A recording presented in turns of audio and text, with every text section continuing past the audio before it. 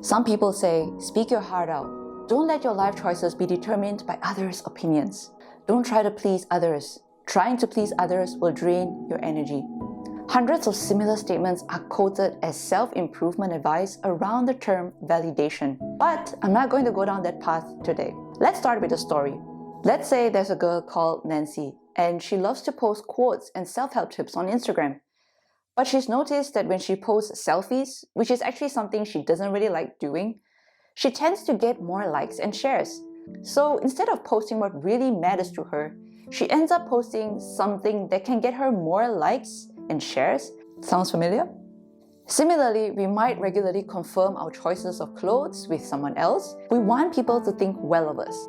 We desire to get accepted by others and feel accomplished. Turns out seeking validation and encouragement are everyday activities for most of us. It has gotten a bad name due to a backlash by self-improvement blogs and videos that are against it. Isn't it time you break down the validity of the advice against seeking validation? Here we go. Why do we seek validation on social media and in our everyday conversations? As much as you might love to say that you're open-minded, it's difficult to hear out people that have contrary opinions from our own. Quite often, we mostly hang out with people with similar tastes and who tends to agree with us. You want to have fulfilling relationships and feel loved by friends and family.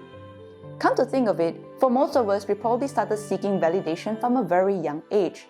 We wanted our parents' approval, so we learned to do the different things that make them happy. As a consequence of seeking their love, we developed different attachment styles. This need for approval stems from the inherent need to be accepted and loved in our community.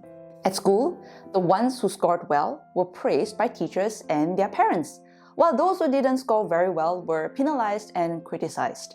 After all, as per Maslow's hierarchy of needs, esteem, love, and belonging are essential components of human motivation. A great validation-seeking example from our daily life is social media, such as Facebook, Instagram, Twitter, YouTube, TikTok, and so on. Have you seen that little like button, thumbs up, or heart button? Yep, that screams validation. We share photos and update statuses in the hope of getting validation by our Facebook friends. When the "you look gorgeous" comments or heart emojis start flowing in, we feel happy. As long as you don't consider Facebook or any social media platform as an extension of your identity and get obsessed forcing people to like your updates, you're doing fine. Likewise, it's not difficult to search for instances in your everyday conversations when you want to feel encouraged. You know, one of those moments when you're just feeling down and you're looking for people to tell you that you're doing fine, and without judging your actions. During those moments, you don't really want people to shove how-to advice and the practicality of the situation in your face. It only fuels your frustration. Changing behavior is the trickiest piece of the puzzle. And you shouldn't judge anyone's period of struggle, especially if they trust you enough to come to you for validation.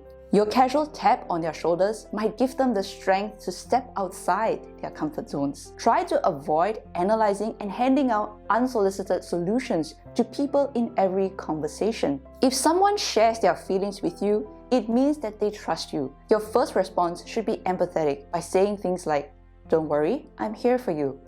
Give it some time. You'll figure it out." The truth is that most of us seek such validation occasionally, and honestly, there isn't anything wrong with it. So then, why do most self-improvement articles on the subject advise against it? Evaluating the "don't seek validation" advice that most self-improvement blogs and videos spit out, remember I mentioned earlier about how you tend to hang out with people sharing similar interests? In sociology and social psychology, a social group to which a person psychologically identifies as being a member is called an in-group.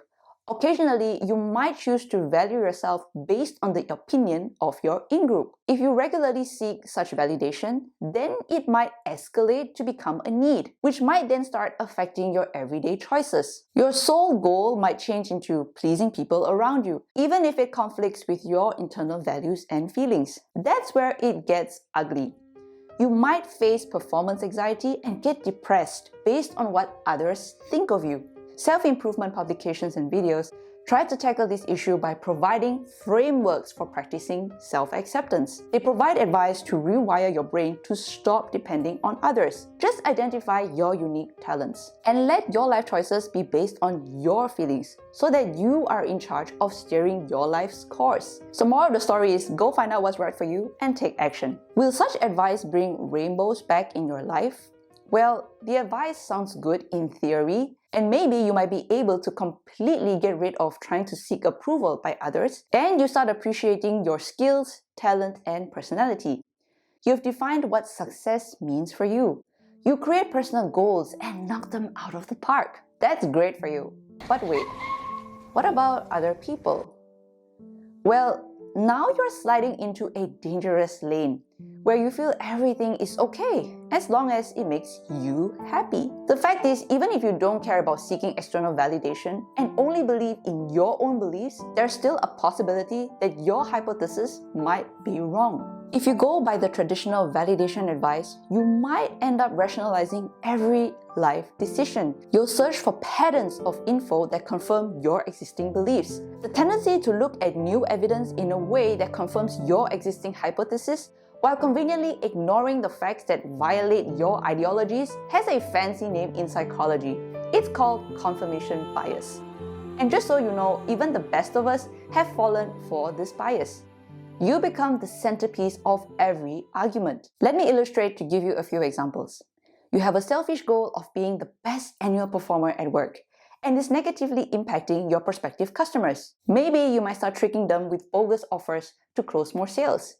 Your line of thought might be, screw ethics and respecting people's financial limitations. I have to meet my professional goals irrespective of the repercussions. Or maybe you asked out a couple of women for coffee and got rejected.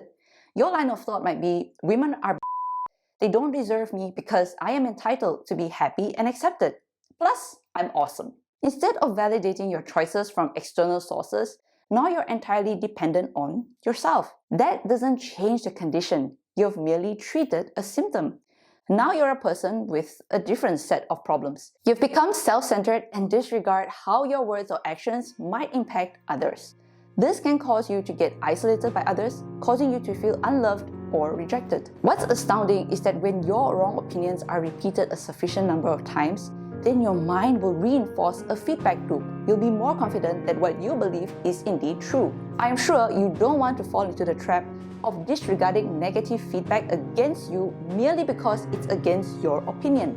What I suggest is, instead of simply changing your validation source, search and identify the underlying cause. For example, if you're obsessed with what other people post about you on Instagram or Facebook, then you might be suffering from low self-esteem. Once you've identified that you might be battling with low self-esteem, you can learn skills to work on yourself. Avoid using social media too much or seek out therapy. If you plan to try to strike a balance between seeking either only external or internal validation, then try this. If you've lived in a culture that relies on approval of your family or friends, then you might find it difficult to wade through life on your own. You'll need to internalize that you don't necessarily need to pursue what's expected of you, and you need not end up going down cliched life paths due to the herd instinct.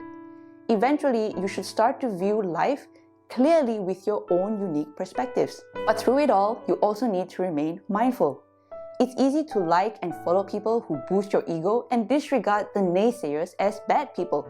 What's critical but also understandably difficult is to look at negative feedback objectively. Even if you're confident of your own opinions about yourself, be open to receiving constructive criticism. The goal is to let your voice flourish while allowing space for feedback. Ultimately, it's about walking the fine line. Like many things in life, you have to strike a balance with validation. Yes, you are sufficient alone, but it's also okay to have chocolate cookies with your friend while casually validating each other's lives. A balanced inner calmness radiates from a peaceful center. It neither craves others' approval nor rejects others' presence. It neither pulls towards nor pushes away. It has a reverent attitude towards life and all its inhabitants.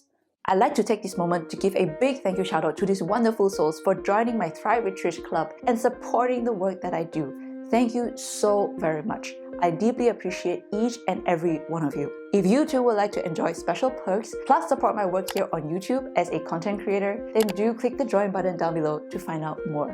Have a lovely day and see you in my next episode of Thrive with Trish.